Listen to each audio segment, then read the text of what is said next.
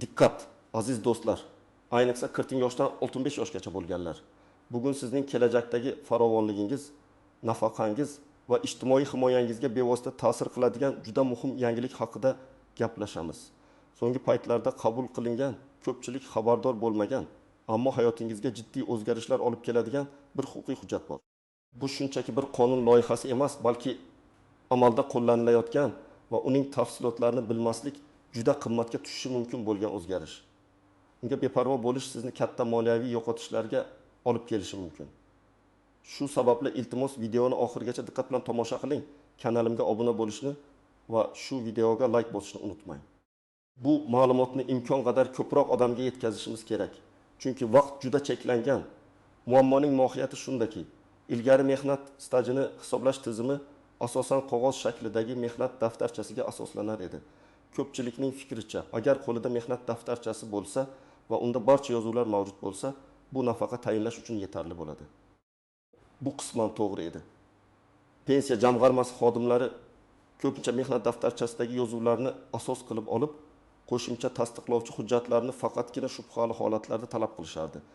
Ba'zan hatto biror korxona tugatilgan yoki qayta tashkil etilgan bo'lsa ham, mehnat daftarchasidagi yozuvlarni biror tarzda o'tkazish mumkin edi. Kamchiliklar, ba'zi tushunmovchiliklar yoki hujjatlardagi chalkashliklarga nisbatan tolerantlik mavjud edi. Asosiysi odamning ishlaganligi faktini tasdiqlovchi qog'ozli yozuv mavjud bo'lsa, muammo yechim topardi. Ammo hozir vaziyat tubdan o'zgardi. Yaqinda qabul qilingan prezident qarori va vazirlar mahkamasining tegishli nizomi ayniqsa elektron mehnat daftarchasi tizimini yanada takomillashtirish va mehnat stajini raqamlashtirish bo'yicha chora-tadbirlar to'g'risidagi hujjatlar majmuasi asosida mehnat stajini hisoblash va tasdiqlash jarayoniga juda qattiq talablar kiritildi. Endi barcha mehnat staji to'liq raqamlashtirilgan bo'lishi va har bir mehnat davri maxsus elektron bazalarda aks etishi shart. Ayniqsa 2005 yilgacha bo'lgan mehnat davrlari uchun talablar keskin kuchaytirildi. Nega aynan 2005 yil? Chunki aynan shu yildan boshlab ko'plab tashkilotlarda elektron ro'yxatga olish tizimlari joriy etila boshlangan va ma'lumotlar markazlashgan holda yig'ilgan. Undan oldingi davrlar uchun esa ko'pincha qog'ozli arxivlar va ba'zan eskirgan yozuvlar mavjud. Endi nafaqaga chiqqanda pensiya jamg'armasi sizning mehnat daftarchangizdagi har bir yozuvni o'sha davrdagi rasmiy hujjatlari, masalan, ishga kirish va ishdan bo'shatish to'g'risidagi buyruqlar, maosh to'lash haqidagi ma'lumotnomalar va hokazolar bilan solishtirib chiqadi. Agar bu ma'lumotlar elektron bazada aks etmagan bo'lsa, sizning oldingizga vazifa qo'yiladi. Bu davrlarni mustaqil ravishda tasdiqlab, elektron tizimga kiritishingiz shart. Aks holda o'sha yillar stajga qo'shilmaydi va bu sizning nafaqangiz hajmini sezilarli darajada kamaytirib yuboradi. Shu bois bu qonun shunchaki bir qog'oz emas, balki ko'plab fuqarolarning kelajagi va moliyaviy barqarorligiga to'g'ridan to'g'ri ta'sir etuvchi real mexanizm bo'lib xizmat qiladi. Keling, bu qonun nima uchun shunchalik muhimligini batafsil ko'rib chiqaylik. Bilishingiz kerak bo'lgan eng asosiy narsa shuki, endilikda sizning mehnat stajingizni tasdiqlash uchun faqat mehnat daftarchasidagi yozuvlar yetarli bo'lmaydi. Elektron mehnat daftarchasi e-mehnat.uz portali orqali yoki davlat xizmatlari markazlari orqali sizning butun mehnat faoliyatingiz aks etishi shart. Agar ma'lum bir davr, ayniqsa 2005 yilgacha bo'lgan davrlar bu tizimda ko'rsatilmagan bo'lsa, siz nafaqa olish uchun murojaat qilganingizda bu yillar hisobga olinmasligi mumkin. Kimlar ayniqsa xavotirga tushishi kerak? Birinchidan, 2005 yilgacha faoliyat yuritgan, ayniqsa turli kichik korxonalarda, kooperativlarda, qishloq xo'jaligi shirkatlarida ishlagan fuqarolar, o'sha davrlarda hujjat ishlari ko'pincha to'g'ri yuritilmagan, korxonalar tez-tez tugatilgan yoki qayta tashkil etilgan. Natijada bugungi kunda bu korxonalarning arxivlari yo'qolib ketgan bo'lishi mumkin. Ikkinchidan, mehnat daftarchasida yozuvlari noto'g'ri, hattoki tushunarsiz yozilgan shaxslar. Masalan, ishga kirgan sanasi aniq ko'rsatilmagan, lavozim nomi to'g'ri yozilmagan, korxona muhri yo'q yoki o'chib ketgan. Ilgari bunday holatlar ko'z yumish mumkin edi, ammo hozirda har bir detal muhim. Uchinchidan, rasmiy ishsiz bo'lib turib, noqonuniy ravishda qora bozorda ishlagan yoki chet elda ishlagan, ammo mehnat daftarchasiga yozuv kiritmagan fuqarolar. Garchi bu staj ilgari ham hisobga olinmasa-da, hozirgi qonuniy choralar bu holatni yanada aniqroq aks ettiradi. Kimlar xavotirlanmasligi kerak? Agar sizning butun mehnat stajingiz 2005 yildan keyingi davrga to'g'ri kelsa va siz doimiy ravishda rasmiy ish joylarida ishlagan bo'lsangiz, ko'pincha sizning ma'lumotlaringiz elektron tizimda mavjud bo'ladi. Shuningdek, agar siz ilgari e-mehnat uz portalidan o'z ma'lumotlaringizni tekshirgan bo'lsangiz va barcha davrlar to'g'ri aks etganiga ishonch hosil qilgan bo'lsangiz, xavotir olmasangiz ham bo'ladi. Biroq shunda ham nazorat qilish ortiqchalik qilmaydi. Keling, bir nechta real misollar orqali vaziyatni tushuntiraman. Bir misol Akbar aka 28 yoshda. U jami 35 yil ish stajiga ega. Shundan 20 yili 2000 yilgacha bo'lgan davrga to'g'ri keladi. U bir nechta kolxozlarda, so'ngra xususiy shirkatlarda ishlagan. Akbar akaning mehnat daftarchasi bor, lekin ba'zi yozuvlar yorqin emas, ba'zi muhrlar o'chib ketgan, ba'zi shirkatlar esa allaqachon tugatilgan va ularning arxivlari ham yo'q. U nafaqaga chiqish uchun murojaat qilgandi. Pensiya jamg'armasi xodimlari 2000 yilgacha bo'lgan 20 yillik stajdan faqat tekstilni tasdiqlash imkoniyatiga ega bo'lishdi. Qolgan 12 yil staj elektron bazada aks etmagan va Akbar aka o'sha davrlarni tasdiqlovchi arxiv hujjatlarini topa olmadi. Natijada uning hisoblangan nafaqasi avvalgi kutilgandan ancha kamayib ketdi. Chunki pensiya miqdori stajning har bir yiliga bog'liq. Har bir hisoblanmagan yil uning kunlik pensiyasiga ta'sir qilib, yillar davomida katta miqdorga aylanishi mumkin. Masalan, agar har bir yil uchun pensiya miqdori shartli ravishda 20 ming so'mga oshgan bo'lsa, yilning 2 yil uchun bu 2400 so'm yo'qotishni anglatadi. Bu esa yiliga 2800 ming so'm degani. Ikkinchi misol, Gulnora opa 62 yoshda. Umumiy yarım yillik pedagogik stajga ega. Dastlabki 15 yili 1990 yillarda viloyatdagi qishloq maktabida o'tgan. Bu maktab bir necha bor qayta tashkil etilgan va nomi o'zgartirilgan. Gulnora opaning mehnat daftarchasida yozuvlar mavjud, lekin har bir ishga kirish va bo'shash buyrug'ining raqami yoki sanasi aniq ko'rsatilmagan. Elektron tizimda uning staji 2003 yildan boshlab aks etgan. Bu degani 1903 yildan 2003 yilgacha bo'lgan 20 yillik staj elektron bazada mavjud emas. Gulnora opa arxivlardan o'sha maktabning ishga qabul qilish va bo'shatish buyruqlarini topishga majbur bo'ldi. Omadi kelib, viloyat arxiv xizmatidan tegishli ma'lumotnomalarni topdi va ularni pensiya jamg'armasiga to'liq hisoblandi. Ammo bu jarayon unga 6 oydan ko'proq vaqt va ko'p asabni sarf qildi. Tasavvur qiling, agar u arxiv topilmasa nima bo'lardi? Uning nafaqasi 20 yilga kam staj bilan hisoblanardi. Bu uning har oylik daromadini kamida 3 ko'rpadiniga qisqartirishi mumkin edi. O'ti misol, Davron Akangar Makash yoshda. Uning o'zida 25 yillik staji bor. Uning birinchi takis yillik mehnat faoliyati sobiq davlat korxonasida boshlangan. Keyinchalik bu korxona xususiylashtirilgan va nomi o'zgargan. Davron akaning mehnat daftarchasida barcha yozuvlar jo'raydi va imzo, muhrlar aniq. Biroq yangi qonun mehnat tizimiga kiritilishi shart bo'lgan ma'lumotlar sirasiga nafaqat ish stajini, balki maosh haqidagi ma'lumotlarni ham talab qiladi. Agar ma'lum bir davr uchun Davron akaning rasmiy maoshlari haqidagi ma'lumotlar, masalan, soliq idorasi bazalarida yoki pensiya jamg'armasining o'z bazalarida topilmasa, u stajni tasdiqlasa ham o'sha davrdagi ish haqi miqdori eng kam ish haqi darajasi hisoblanishi mumkin. Bu esa nafaqa miqdorini hisoblashda sezilarli past bazani yaratadi va kelajakdagi pensiyasining umuman kamroq bo'lishiga olib keladi. Aytaylik, Davron aka o'sha davrda nisbatan yaxshi maosh olgan, ammo uning rasmiy tasdig'i yo'q. Natijada u o'zining yillik daromadida 15-20 gacha kamayishni ko'rishi mumkin. Bu misollar shuni ko'rsatadiki, yangi tartib nafaqat stajining mavjudligini, balki uning to'liq va aniq tasdiqlanishini ham talab qiladi. Har bir yil, har bir oy muhim ahamiyatga ega. Aks holda o'nlab yillar davomida to'plagan mehnat stajingizning bir qismi shunchaki yo'q bo'lib ketishi mumkin. Endi esa ushbu qoidalarning istisnolari, tuzoqlari va ko'pchilik e'tibor bermaydigan jihatlariga to'xtalib o'tsak, har qanday qonunda bo'lgani kabi bu yangi tartibda ham ba'zi istisnolar mavjud. Masalan, harbiy xizmat davri. Ayollarning bo'lanib parvarishlash ta'tilida bo'lgan davrlari qonunchilikda belgilangan muddatlar doirasida va oliy ta'lim muassasalarida kunduzgi bo'limda o'qigan davrlari ma'lum shartlar asosida alohida tartibda hisoblanishi mumkin.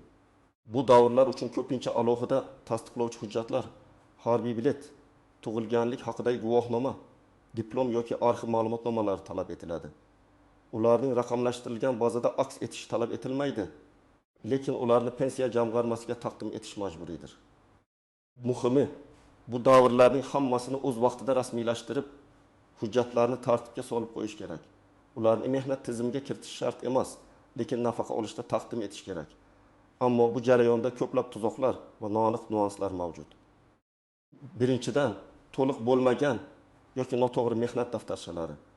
Ba'zi fuqarolarning mehnat daftarchalarida ishga kirish yoki bo'shash to'g'risidagi buyruq raqami va sanasi ko'rsatilmagan bo'lishi mumkin, yoki korxona muhri tiniq bosilmagan imzo loyiqa tushgan. Ilgari bunday kichik kamchiliklarga e'tibor berilmas edi. Hozir esa har bir detalga qattiq e'tibor qaratiladi. Agar bu ma'lumotlar elektron bazada topilmasa, sizdan ularni tasdiqlash talab etiladi. Ikkinchidan, korxonaning tugatilishi va arxivlarning yo'qolishi. Ko'pchilik eski, masalan, 1990-yillarda faoliyat yuritgan korxonalarning taqdiri qanday bo'lganini bilmaydi. Ba'zi korxonalar shunchaki faoliyatini to'xtatgan, ularning arxivlari esa davlat arxivlariga topshirilmagan. Bu holatda sizning mehnat stajingizni tasdiqlovchi rasmiy hujjatlarni topish juda qiyin bo'ladi, ba'zan esa imkonsiz. Bu degani o'sha davrlardagi stajingiz umuman hisobga olinmasligi mumkin. Uchinchidan, vositachilar taklif qilayotgan soxta hujjatlar.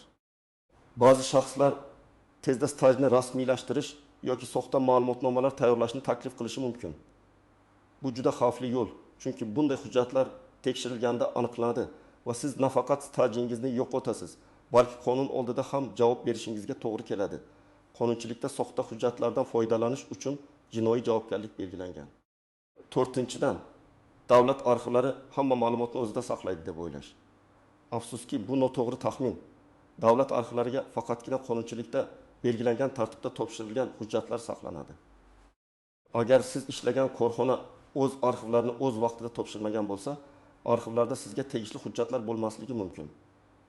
Shuning uchun faqat arxivga borib muammo hal bo'ladi deb umid qilish xato bo'ladi. Beshinchidan, nafaqa hisoblashda ish haqi ma'lumotlarining ahamiyati. Yangi tartibda nafaqa miqdorini hisoblashda nafaqat stajning davomiyligi, balki olingan ish haqi miqdori ham aniq va tasdiqlangan bo'lishi talab etiladi.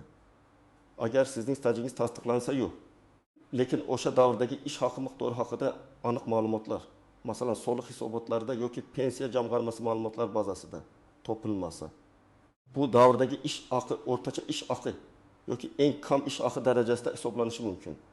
Bu esa sizning nafaqangiz miqdorining sezilarli darajada kamayishiga olib keladi.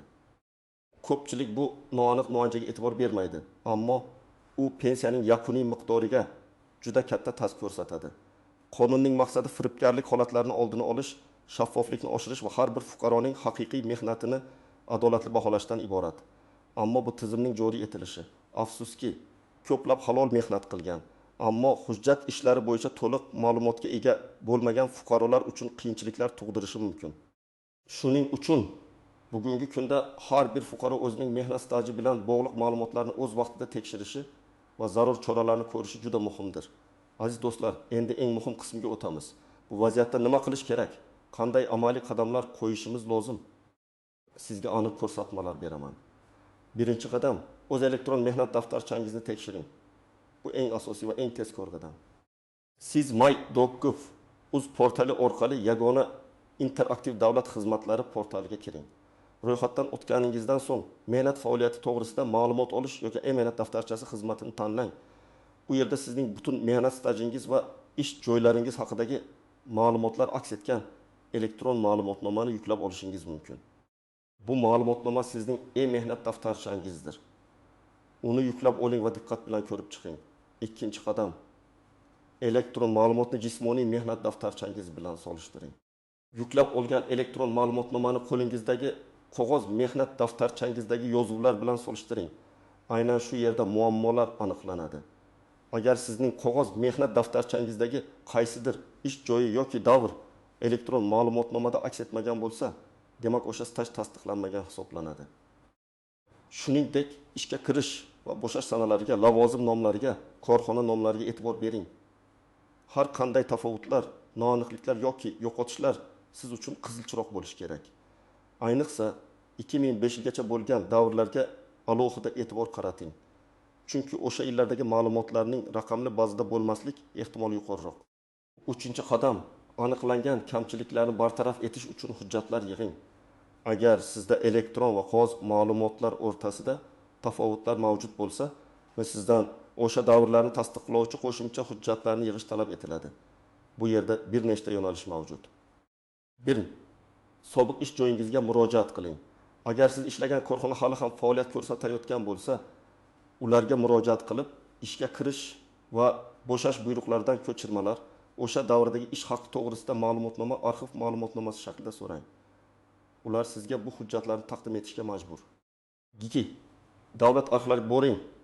Agar korxona tugatilgan yoki qayta tashkil etilgan bo'lsa va uning vorisi bo'lmasa, siz tuman shahar davlat arxiviga murojaat qilishingiz kerak. O'zingiz bilan mehnat daftarchangiz, pasportingiz va aniqlangan tafovutlar ro'yxatini oling. Arxiv xodimlari sizning murojaatingiz asosida o'sha korxona arxivlarida sizga tegishli ma'lumotlarni qidirib topishga yordam beradi va tasdiqlovchi ma'lumotnomalar beradi. Bu jarayon bir necha haftadan bir necha oygacha davom etishi mumkin. Shuning uchun bunga oldindan tayyorgarlik ko'rish muhim. Sud orqali tasdiqlash. Agar siz barcha urinishlarga qaramay, zarur hujjatlarni topa olmasangiz, oxirgi chora sifatida mehnat stajini sud orqali tasdiqlashga harakat qilishingiz mumkin. Bu holatda siz sudga murojaat qilib, o'zingizning ishlaganligingizni tasdiqlovchi guvohlarning ko'rsatmalarini, boshqa bilvosita hujjatlarni, masalan, mukofotlar, faxriy yorliqlar taqdim etishingiz mumkin. Biroq bu eng murakkab va uzoq davom etadigan jarayon bo'lib, unga faqatgina boshqa barcha yo'llar tugaganda murojaat qilish tavsiya etiladi. Advokat maslahati bu yerda juda muhim. 4-qadam. Yig'ilgan hujjatlarni pensiya jamg'armasiga taqdim eting. Barcha tasdiqlovchi hujjatlarni yig'ib bo'lganingizdan so'ng, ularni yashash joyingizdagi pensiya jamg'armasi bo'limiga topshiring. Hujjatni shaxsan topshirganingizga va ularning qabul qilinganligi to'g'risida belgi yoki kvitansiya olganingizga ishonch hosil qiling. Pensiya jamg'armasi xodimlari siz taqdim etgan hujjatlar asosida elektron tizimdagi ma'lumotlaringizni yangilashlari va to'ldirishlari shart. Bu jarayon ham bir oz vaqt olishi mumkin. Shuning uchun sabrli bo'ling va jarayonni kuzatib boring. 5-qadam, muddatlarni unutmaslik. Garchi bu jarayon uchun qat'iy oxirgi muddat deadline belgilanmagan bo'lsa-da, qonun qabul qilingan va amalda. Bu degani siz nafaqaga chiqish vaqtingiz yaqinlashgan sari bu muammolarni hal qilishga majbur bo'lasiz. Shuning uchun bu ishlarni hozirdan boshlash va keyinga qoldirmaslik eng to'g'ri yechimdir. Har bir kechiktirilgan kun ertaga sizning bosh og'rig'ingizni ko'paytirishi mumkin. Ayniqsa, arxiv hujjatlarini topish yoki sud orqali tasdiqlash uzoq vaqt talab qiladigan jarayonlar ekanligini hisobga olsak, kechikmaslik juda muhim. Xulosa qilib aytganda, aziz do'stlar, bu qonun sizning kelajakdagi nafaqangizni belgilaydigan jiddiy bir qadamdir. Unga beparvo bo'lish nafaqat hozir, balki kelajakdagi moliyaviy ahvolingizga ham salbiy ta'sir ko'rsatishi mumkin. O'z stajingizni proaktiv ravishda tekshiring, zarur hujjatlarni yig'ing va pensiya jamg'armasidagi ma'lumotlaringizni to'g'rilab oling. Bu sizning o'zingiz va oilangiz uchun qilgan eng muhim sarmoyalaringizdan biri bo'ladi. Bu video siz uchun foydali bo'ldi degan umiddaman. O'z fikrlaringizni izohlarda yozib qoldiring. Videoga like bosing va kanalimizga obuna bo'ling. Bu ma'lumotni do'stlaringiz va qarindoshlaringiz bilan ham baham ko'ring. Chunki kim biladi, balki bu videolarning kelajagini saqlab qolishga yordam berar. Esda tuting, xabardorlik sizning himoyangizdir. E'tiboringiz uchun rahmat.